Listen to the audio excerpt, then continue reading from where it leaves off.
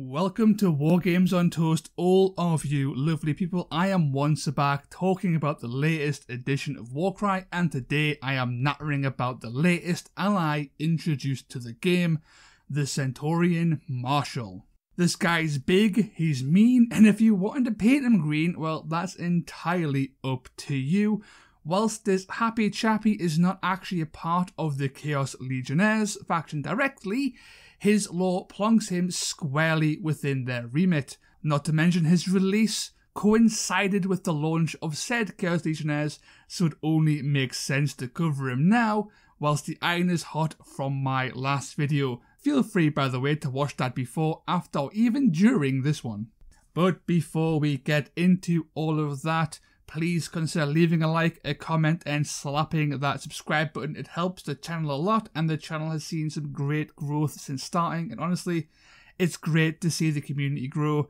And if you want to see something in particular, comment, let me know if you want to see Untamed Beasts, Scions of Flame, Cypher Loads, anything. I will make it a priority to get those done as soon as possible.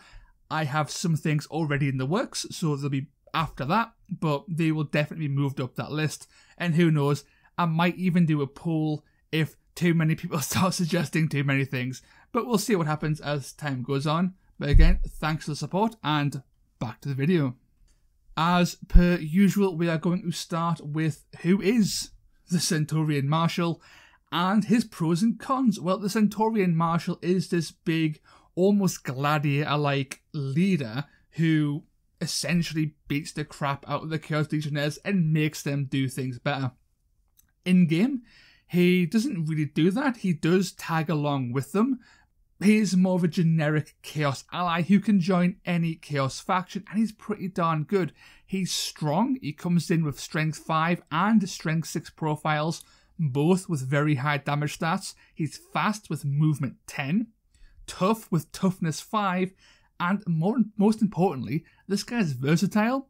His abilities combined with his raw power and bulk allow him to fill many roles at once and really give more limited factions a way to branch out and do more on the battlefield. Of course, with every pro there tends to be a con, and the Centaurion Marshal is no different. First things first, this guy is classed as being mounted. He has the mounted rune mark, and this seriously limits his mobility despite having a really high movement stat. Basically, he can't climb things, and this makes him a little bit finicky to use in the terrain-heavy game of Warcry. He's expensive. The Centaurion Marshal comes in at almost 300 points. I think it's 295 off the top of my head. He is not cheap, and he is dangerously close to being monster levels of price. He is more expensive than the Doom Bull, the Shaggoth, and even other similar competing Chaos allies. This guy is rich. You know, he's a rich sauce on a faction that's already pretty darn expensive. Not only that, he dilutes your ability dice. His unique abilities take dice away from your main faction abilities, giving you more options without providing any additional means to pay for them. You're always locked at those 6 ability dice, and having 3 extra abilities to choose from, it does dilute that pool a little bit. You can't do as much with everybody. It's not the biggest downside, but it is that it does exist with all allies, including the Centaurion Marshal. And finally, this guy has some stiff competition, especially from other allies, and we are talking about the Fomeroid Crusher and the Ogroid Myrmidon, both of which are cheaper and I would say far more powerful, at least in the realms of doing damage and fighting. They are more powerful. There's other ways the Marshal sort of pulls back that lead and gets more in line with them in terms of value, but yeah, there's definitely competition for this guy's slot, and he might not always come out on top. So another con there, but not the worst. With all the pros and cons out of the way, let us look at the reactions and abilities. These are the meat and potatoes of any faction, or in this case, any ally or model. And firstly, we will start with the reaction, and that is Cruel Strike. You can use this reaction when a model makes a disengage action within 1 inch of the Centaurion Marshal. You can then, on a 2+, deal D6 points of damage to that disengaging model. This ability is very situational. D6 damage is nice. However, a reaction still costs an AP, and risking a low roll on massively missing your average damage per AP when compared to just hitting the dude with the stick is quite painful. Oftentimes, it may be safer to save the reaction AP and just chase the model down using your movement 10, and this will catch 90% of models who exist in the game. Your movement 10, even a double move or a disengage in a move, most things can't escape, so you can just move up and then bap them on the head with your club or stab them in the arse with a spear. If you needed something to die and you couldn't afford to, say, abandon your post, or if letting that model disengage would put you in a bad spot or even lose you the game because they could grab an objective or get to an objective marker, then you pop this. Then this becomes a ability you want to use. It's very good when you need it and it works, but don't burn it without really thinking this through. Consider if it's worth spending that AP now or holding off for it later. And of course, do bear in mind there is a 1 in 6 chance this just fails outright. You only get the D6 damage on a successful 2+, so you could even fail to get the D6 to even get 1 damage through because of RNG. So bear that in mind, you are using AP on a dice roll here. Now, with the reaction out of the way, let us look at the abilities, and of course we start with our doubles, and this is the Marshal's Net. This is, believe it or not, one of the biggest reasons to take the Centaurion Marshal for many, many factions. Okay, so basically you pick an enemy within 3 inches of the Centaurion Marshal, and on a 3+, that model cannot make a move or a disengage action at all this battle round. On paper, this is a very standard net ability that can be found in many, many factions. However, not all factions have access to nets, and very few factions, from what I can remember, in the Chaos Greater faction have nets. This is one of the very few, and possibly the only way to get a net into a faction that doesn't have native access to nets. And nets are amazingly powerful. As they trigger on a low dice roll, they can have a substantial impact on the game, and they are just a double to use. You can do this every single turn, and it could actually be a good idea to do that.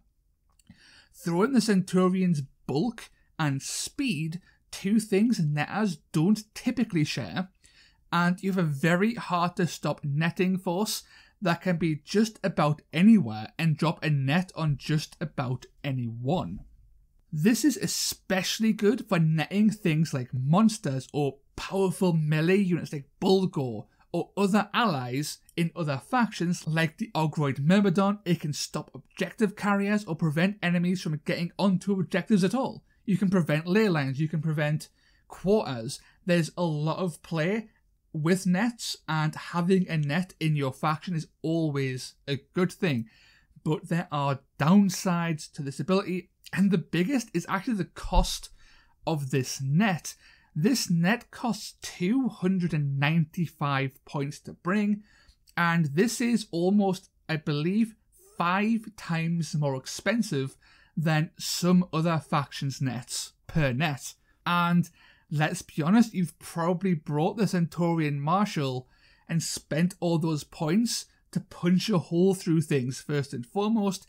If you are using an AP to get into position to net something, chances are you won't really have the AP to then hit something in the face with your stick. you are using an entire turn, potentially a very valuable turn, to throw a net in just about every situation you throw a net.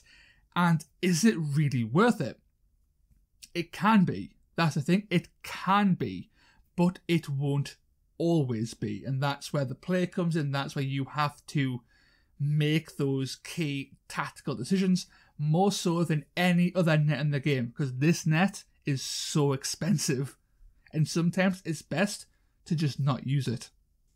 And now we go on to our triples, and this is the trampling charge. And honestly, trampling charge is alright.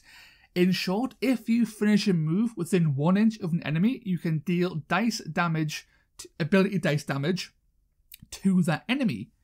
And it's fine. It's fine. The damage can be nice if you have a high triple. It can certainly push the Marshal's average damage per activation up a fairly substantial notch. It does the trick. It's solid. There's not much else to say about it. It's a fairly standard move-based damage source, and is especially good on a model with a 10-inch movement. And more importantly, there's no RNG involved. You just do the damage after the move. You don't have to roll a dice on a 4+ or on a 2+. It just happens. You pick your dude, you move, bam, you run something over. It's great. It works. It just works. And this takes us nicely to our quad, which even just saying that is rather unusual, because many allies, especially competing allies, like the aforementioned Crusher and Myrmidon, don't actually have quads. This guy does. And this guy's is pretty darn interesting. It is called Skewer, Drag, and Bludgeon, and it sounds brutal, and it is brutal when it works. It's pretty darn interesting, so here it does. Your Marshal makes a bonus attack action with his spear, so you get to attack within 3 inches. If any of those spear hits land a critical hit, so a 6, then you move the enemy model you struck 3 inches towards the Marshal. Then you make a second bonus attack action, only this time you use your club. For a quad, you are possibly getting 2 bonus attack actions off, which is very, very nice, and also very, very uncommon. This is made even nicer when you consider the range of the spear is 3 inches, giving you a shocking amount of reach. The issue is the second bonus attack is somewhat unlikely to trigger, since you only get 3 dice and you need a 6 to trigger that drag effect. When compared to other quads, it's not actually the worst thing in the world. The universal quad, Rampage, only provides 1 bonus attack action, and that's it. I mean, sure, it provides a move action first, but if you don't need that move, then you may as well always burn your quad, if you're going to burn a quad on the Centaurion Marshal, on Skewer, Drag, and Bludgeon, to try and land that crit. Because if you don't need to move, well, there's a chance to get 2 attack actions, and you're always going to get that 1. So you might as well give it a go. And not only that, when this does go off, the damage is amazing. If stationary, you can functionally land 4 attack actions in 1 activation. And considering the power of the Marshal when it hits with either weapon, you can leave a dent in just about anything that gets in your way, or even within your reach. It's also worth noting that you can get even more damage, potentially, by targeting enemies who are on platforms. Okay? Your 3-inch reach lets you skewer enemies on many platforms in Warcry. If you find yourself in a position where you can do this, and the platform is 2 inches up from ground level, then you can skewer someone and then yeet them onto ground floor, and this will actually cause impact damage because they've moved from a platform more than 2 inches, they've jumped essentially, and then they can take an additional chunk of damage. Not only is this tactically sound, it's also bloody awesome. Who doesn't want their 12-foot horseman to impale some cowering scrub hiding in a tree and then slam them onto the ground before smashing them into tiny little chunks? It's amazing. So yeah, it's not reliable. Let's be fair, it's not reliable. But even just getting that single bonus attack action is actually good enough to spend the ability dice in many situations. In the ones that it's not really the best, you know, if you've got to move into position, and then Rampage is quite clearly the best option here. But, you know, this is where it comes back to, you use the right tool for the job. And sometimes it will be Rampage, sometimes it'll be Skewer, Drag, and Bludgeon. And with all of the abilities out of the way, let us discuss the model itself, and let's just touch on the look of the Centaurion Marshal. This guy is bloody great. The model is amazing. This guy has a bajillion limbs and 1,000 weapons and is covered in armour and is huge. He towers over most models. It is a great model, and what's even better? What's even better is the Centaurion Marshal is really, really easy to build. He is a great kit. There's not much customization unless you want to start hacking away at his limbs and doing all kinds of green stuff work. But, you know, if you're a kind of guy like myself who likes to have a nice, easy build and there's not too much hassle, man, the Marshal, he went together in no time at all and he looks great in the battlefield. Gotta love it. But, you know, that's all aesthetics. Let's move on to the stats. What makes a Centaurion Marshal the beefy boy he is. And the Centaurion Marshal is quite a monster, especially defensively. This guy's quite the tank. He comes in with 35 wounds and toughness 5. Both these things are amazing. And let's not forget that, you know, defensive stats would also apply to his range 3 weapon, because things can't attack you as easily because you have range 3. Let's also not forget his movement 10, so you can position yourself more easily to avoid being attacked. This guy's defensive as all hell. He is a hard to shift cookie. This kind of defensive profile lets the Centaurion Marshal scrap with just about everything, from basic troops to elite infantry to characters and even larger monstrous infantry like ogres. And he'll still likely come out on top.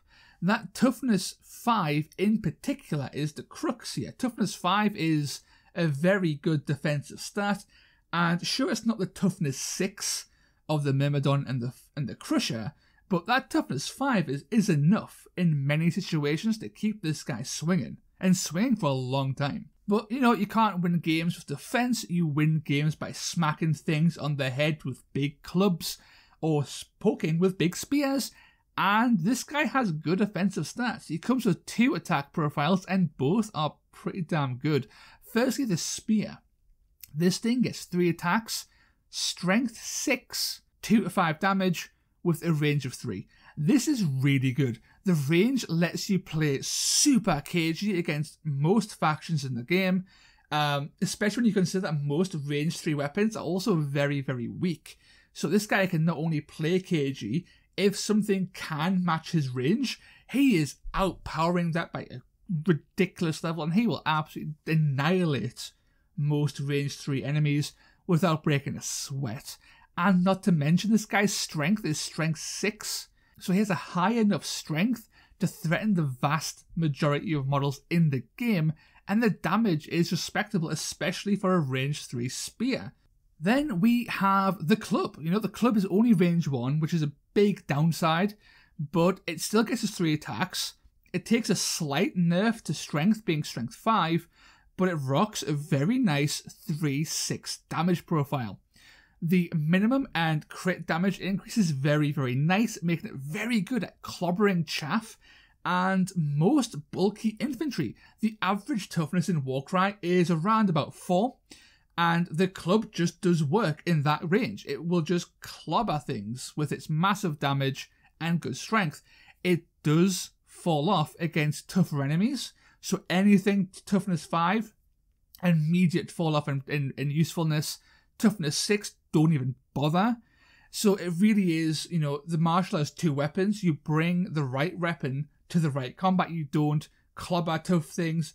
you don't skewer weak things. You use your weapons in the best case scenario every time, and you'll do great work as a result.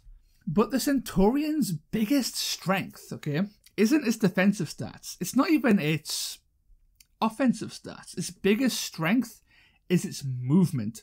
Movement 10 is huge, and it lets the Marshal go just about anywhere and chase down just about anything.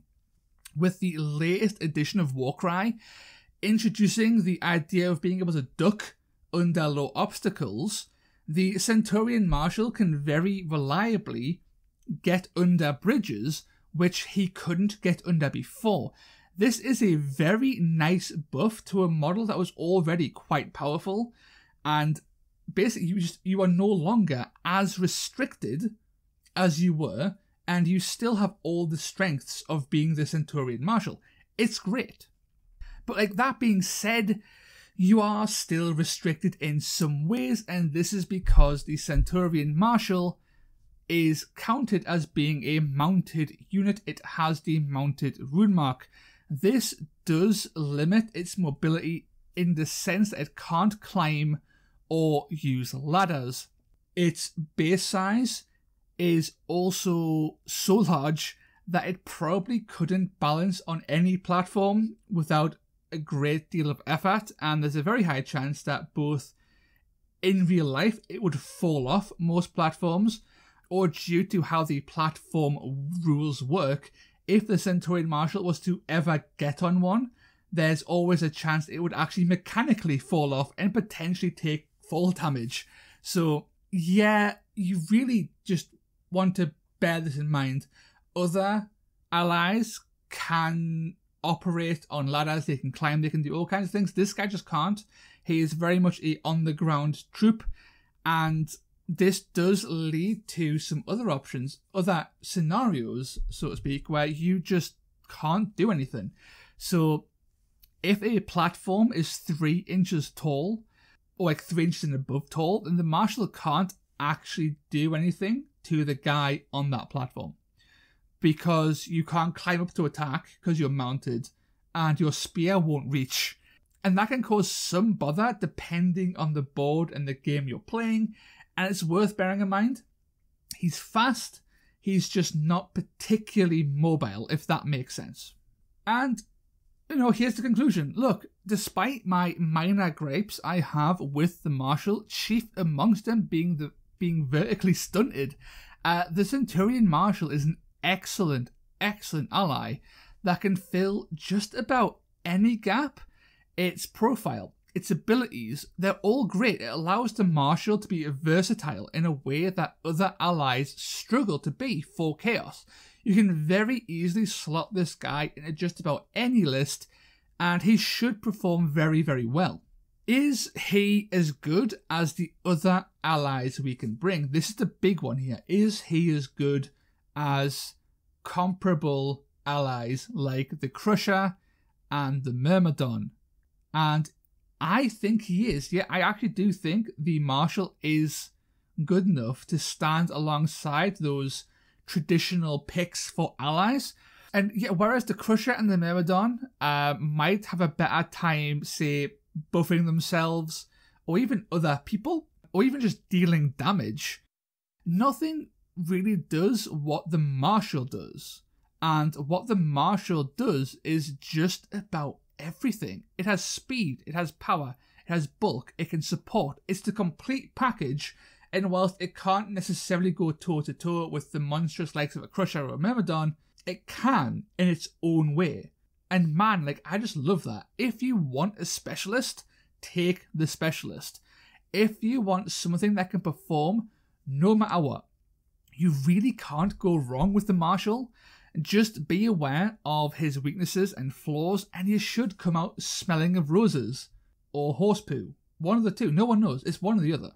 And that's it. That's all I have on the Centaurion Marshal. This is a shorter video than the recent ones, because I'm only covering one dude. And yeah, dude, I like the Marshal. It does work. And if you made it this far, thanks for watching. Thanks for staying to this point. It's been great. I've enjoyed talking about it. I hope you've enjoyed listening about it. yeah, as per usual, feel free to slap that like button, subscribe, leave a comment. Let me know if I've missed anything about the Marshal, if you've got any tips and tricks I just completely overlooked. Let me know, did I get something wrong? Again, let me know, I can then improve and those kind of things. And of course, if you want to see something very specific, do you want to see the Myrmidon next or the Fomoroid Crusher? Do let me know and I'll make sure to make that a priority and get that slotted in as early as possible. But until then, thanks for watching. I will catch you all later, legends. See you in a bit.